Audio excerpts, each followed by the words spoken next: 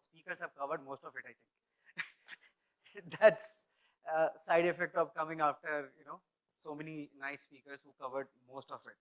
But I'll still attempt, and I'll try to be the customer and not an expert. So I took a lot of notes from, a lot of you, and I've taken few names. I also wanted to give, an example like Anuradha gave, and wanted to start with, what a customer experience probably could be like. So a couple of weeks back, I was in Chennai, and I checked in at the hotel. It was just after the lunch time, and I was quite hungry, of course. And then I ordered some food. There was a buffet, but I didn't want to go for the buffet. It was a lot of food, so I ordered something different. And when I was waiting, and there was this one lady who was observing me, like the air hostess, you said. And she started coming and talking to me, realizing that I've been waiting for a while. The order was taking time because there was a buffet and I ordered something else, right? So she kept talking to me, engaged with me. After a while, she gave me some fries, papad, basically. Sir, please. It's like, okay. So she was again observing me. It took again long time for them to, serve the food. But she remembered what I had ordered. So from that buffet, she gives me some non-vegetarian snacks, because I had ordered some non-vegetarian snacks. She remembers that. And I had that. So she was not allowing me to, get into an, probably an angry state, or, where I would start complaining probably. So she was taking care of me. It took a lot of time, more than half an hour almost in the process. And then came the food.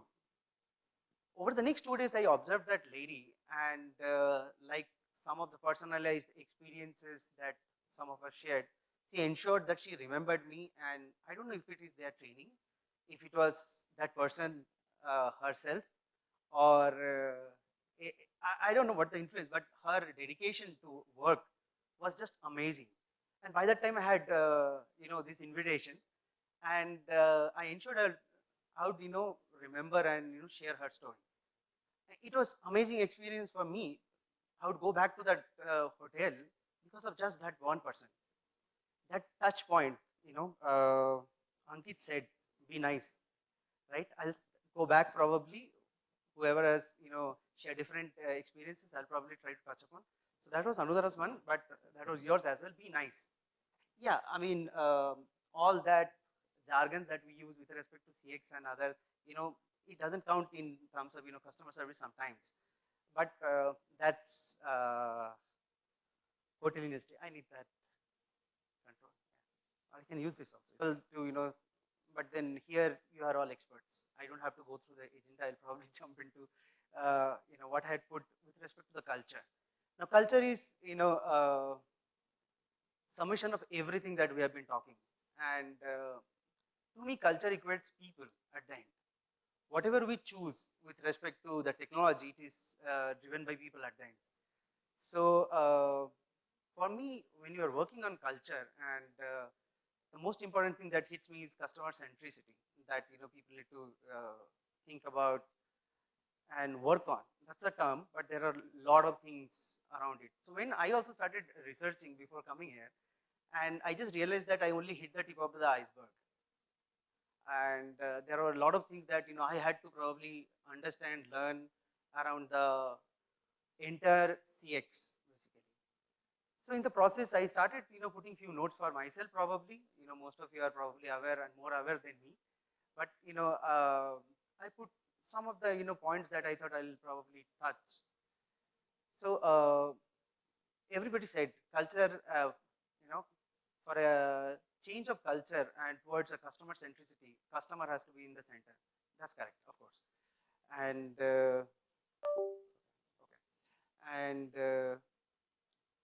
how do you do that? So I mean, big icons, basically what they have said about customer services. I pick one, and it was like when we plan something, when we are designing your product or services, we usually sometimes start with the product or services and then find the customer sometimes, which I realize most of you are aware that it is the other way around.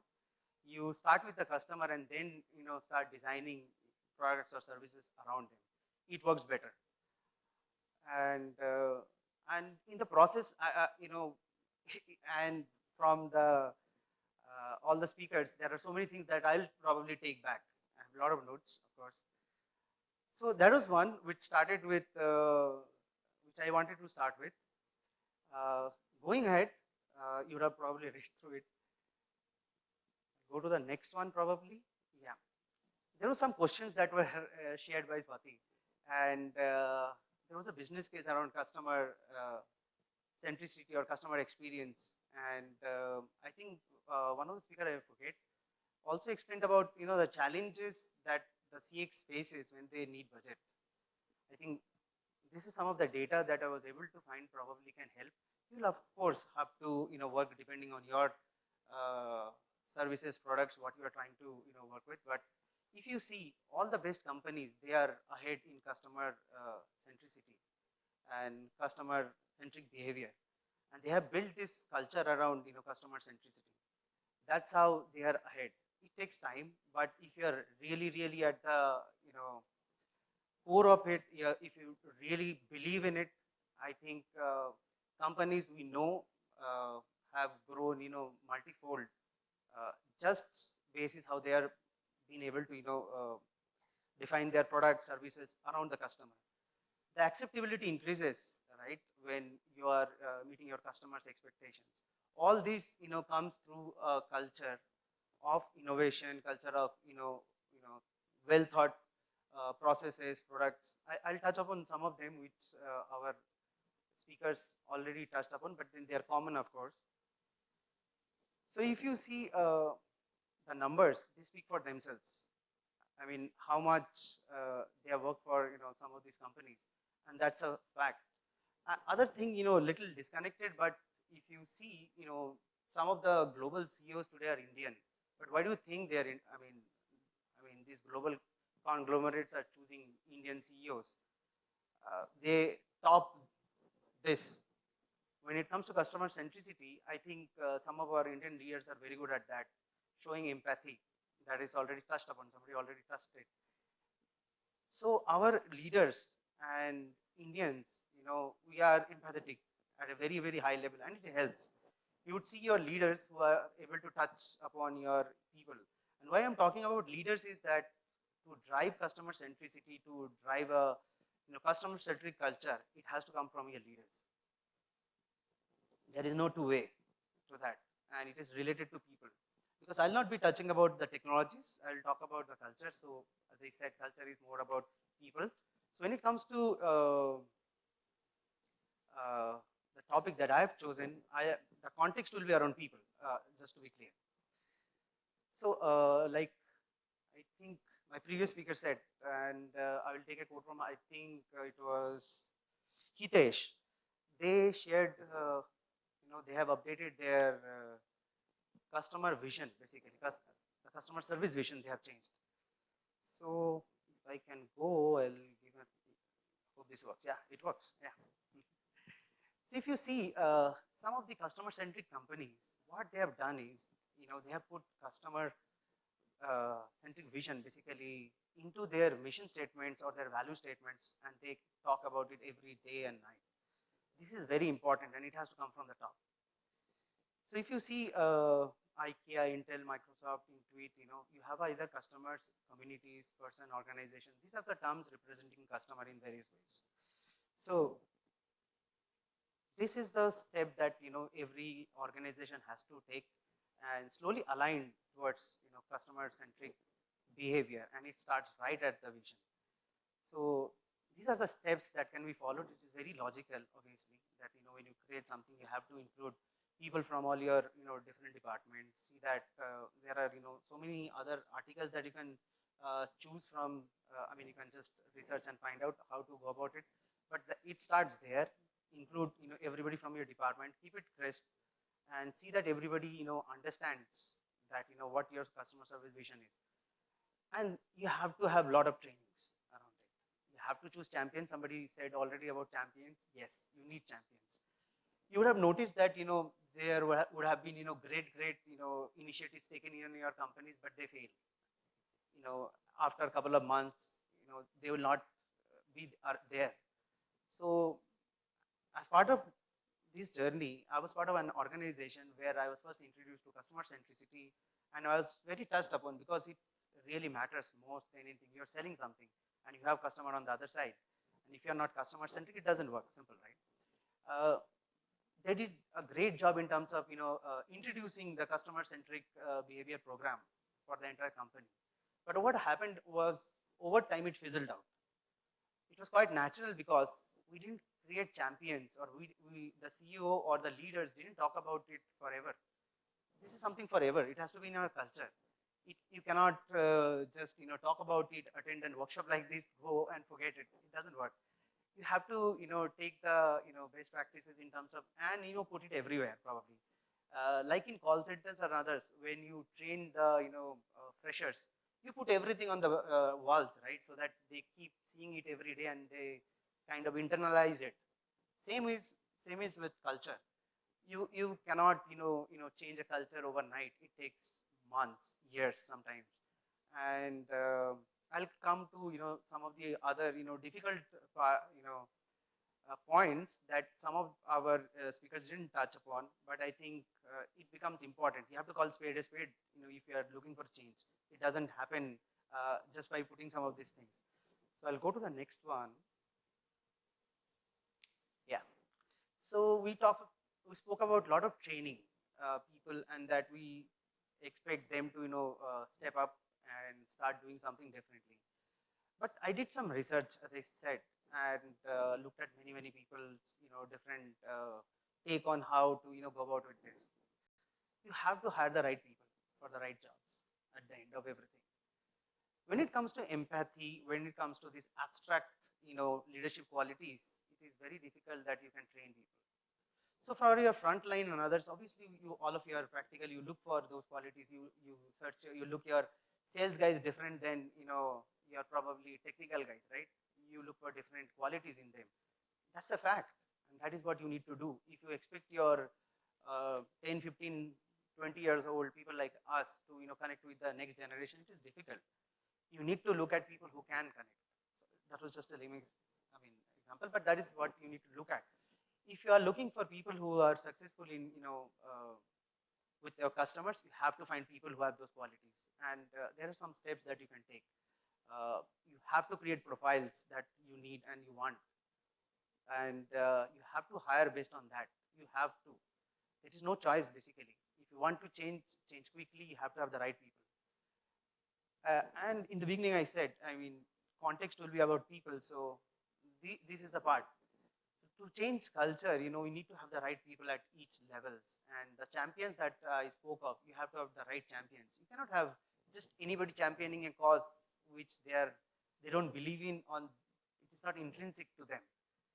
So this is one tough call that some of the leaders and CXOs will have to make when they want to shift their culture towards anything. It's customer centricity that we are talking of. That's the topic that we have. But anything else you want, sometimes you have to get the right people.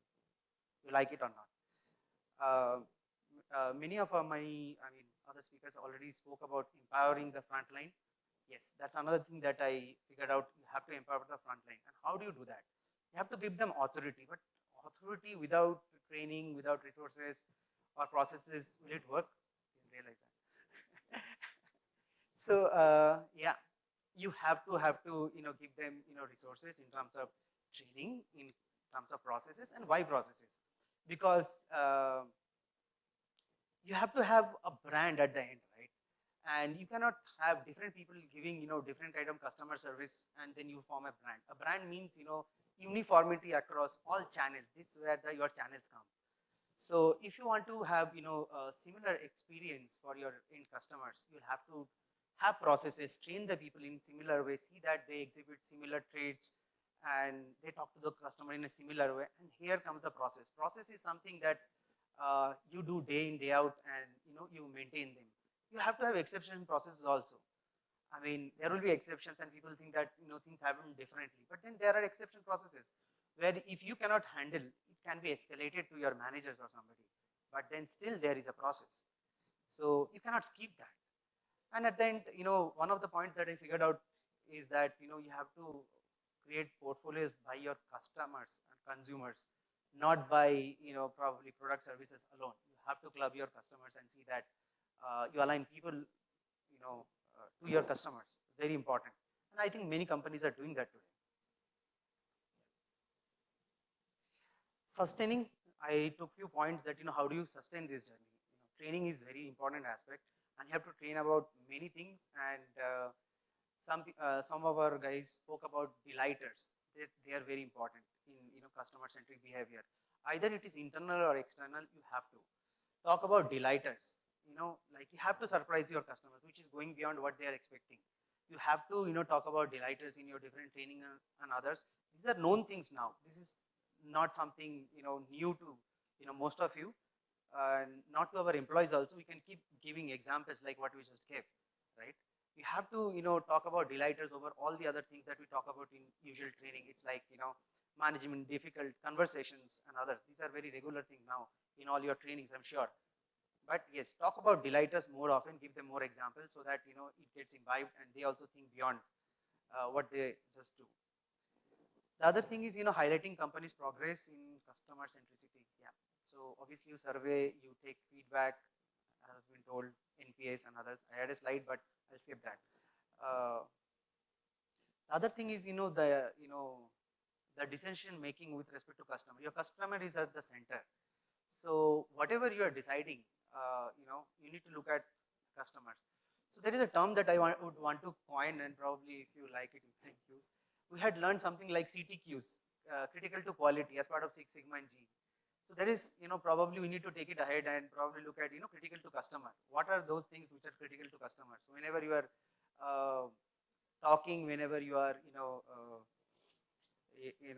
whenever you are sharing any points around customers and when you are probably strategizing, use CTQs probably, critical to customer. I think that should help in terms of driving, culture slowly, but definitely. These are some of the aspects I wanted to cover, but then obviously I'm running out of time. But there are some external and internal points that we need to remember when you are driving customer centricity. One is for our employees, that has been highlighted very well previously, and one is for the customers.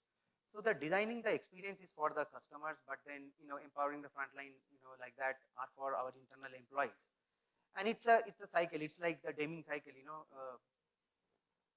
PG's here, right? Plan, do, check, act. Yeah. Similarly, you have to put different steps, and you have to keep going and evolving over time for customer centricity as well. Because your customers are changing, your products are changing, your services are changing. So you have to keep doing this. This is a cycle. It doesn't end. And some of the challenges also I thought I'll put that prevent silos. This is big problem that happens in companies. I face that and this is sometimes because of regional differences, nuances, cultures. I work globally, so I have East, Oriental East, and call spade West. So between that we work. You have to balance. Silos are created. Culture, yeah, not aligned to the customer needs, I put. So culture, internal culture and regional culture also will come as a obstacle in your when you want to standardize things, when you have to put processes. You'll have to face this. Of course, technology and others already spoken enough.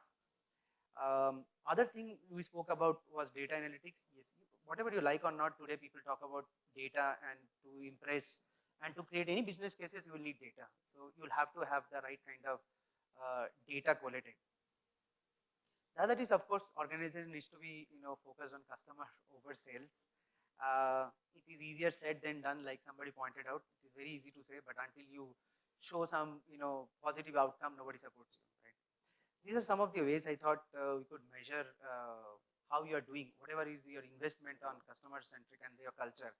These are enough spoken, I think, already. These are the ways, basically. And at the end, it is revenue and profitability, as explained. You have to touch and see how your investments are going on. And they, of course, there will be positive outcome. To close, I had some recommendations. When I was researching, I thought I'll share that with all of you as well. While I took this journey, I thought you can also take. It's there are some of the very, very nice ones that are available to start, and then you have to figure out your own. By the way, you have to customize some of this for your product, services, your organization, your people, and wherever you are in this journey. Yeah, I want to conclude, of course. I mean, this needs to be in the DNA. You know, I'm running short of time. Of course, you can read the others, but then it has to, your DNA has to change, as somebody pointed out. There is no choice. You have to. And that starts from the top.